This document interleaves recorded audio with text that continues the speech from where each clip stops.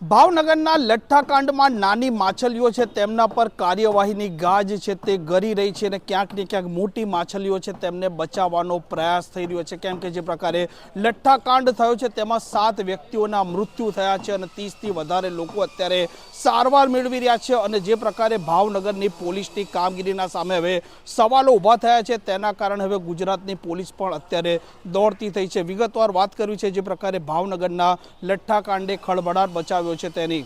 વૈષ્ણવજન તો તેને કહીએ જે પીડ પરાઈ જાનાને રે।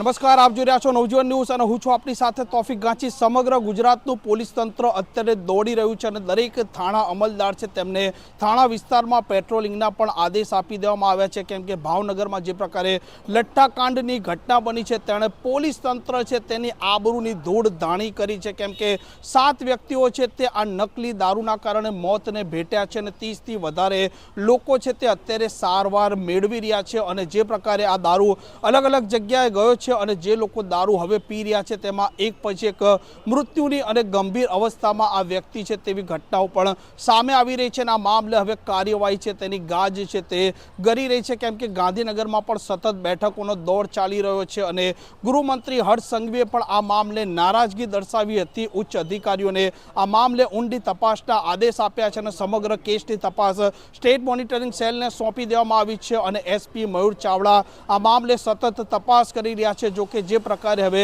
ભાવનગરના આ વર્તેજ પોલીસ સ્ટેશનમાં લઠ્ઠાકાંડનો મામલો સામે આવ્યો છે, જેમાં ડી સ્ટાફના 4 પોલીસ કર્મચારીઓ છે તેમને ગઈકાલે સાંજના સમયે સસ્પેન્ડ કરી દેવામાં આવ્યા છે અને અત્યારે ભાવનગરના આ વર્તેજના પોલીસ ઇન્સ્પેક્ટર કેબી પઢેરિયા છે તેમને પણ સસ્પેન્ડ આઈજી દ્વારા કરી દેવામાં આવ્યા છે, પરંતુ જે પ્રકારે હવે આ મામલો સામે આવી રહ્યો છે તેની ગંભીરતા પણ હવે પોલીસ તંત્રને ડરાવી રહી છે અને લોકો પણ ડરી રહ્યા છે, કેમ કે દારૂ અલગ અલગ જગ્યાએ ગયો છે અને જે આરોપીઓ છે, આરોપીઓ મુખ્ય 2 હતા, તેમાંથી એક વ્યક્તિ પોતે મોતને ભેટ્યો છે અને રહીશ નામના મધ્યપ્રદેશનો ઉજ્જૈનનો જે આરોપી છે તે ગુજરાત આવ્યો હતો, તેણે દારૂ બનાવ્યો હતો અને દારૂ અલગ અલગ જિલ્લામાં પણ ગયો છે અને ત્યાર પછી ડીજીપીએ પણ અલગ અલગ એસપી અને સીપી છે તેમને પણ વિડીયો કોન્ફરન્સના માધ્યમથી આદેશ આપ્યા છે કે તમામ થાણા વિસ્તારમાં 3 દિવસ પ્રોહિબિશનની ડ્રાઈવ કરવામાં આવે અને જે લિસ્ટેડ બુટલેગર હોય તે અને જે લિસ્ટેડ ના હોય તે તમામ બુટલેગરોના ઘર પર તપાસવામાં આવે, તે અત્યારે શું એક્ટિવિટી કરી રહ્યા છે તેમના પર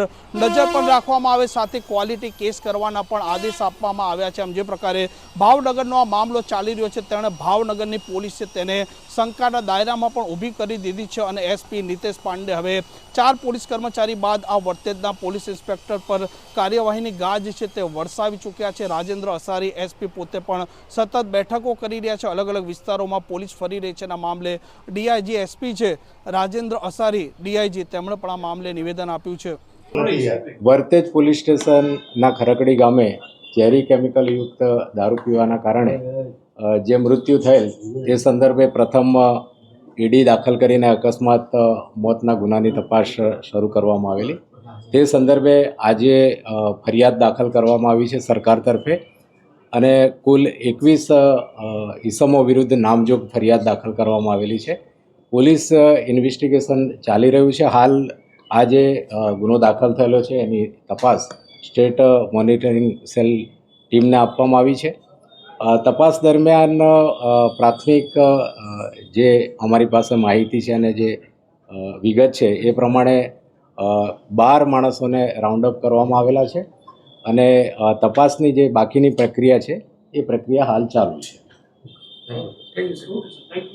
આમ જે પ્રકારે હવે મામલો ઉપસ્થિત થયો છે તેમાં 4 પોલીસ અધિકારી અને 1 પોલીસ ઇન્સ્પેક્ટરને સસ્પેન્ડ કરવામાં આવ્યા છે અને જોવાનું તે રહેશે કે ગાંધીનગરથી હજી કેવા પ્રકારના આદેશો આવે છે અને જે પ્રકારે સ્ટેટ મોનિટરિંગ સેલ આ મામલે તપાસ કરી રહી છે, તો તપાસમાં હજી કઈ કઈ બાબતો છે તે પણ સામે આવે છે। આ પ્રકારની ક્રાઇમ સ્ટોરી માટે નવજીવન ન્યૂઝના ચેનલ સાથે જોડાયેલા રહો। નમસ્કાર।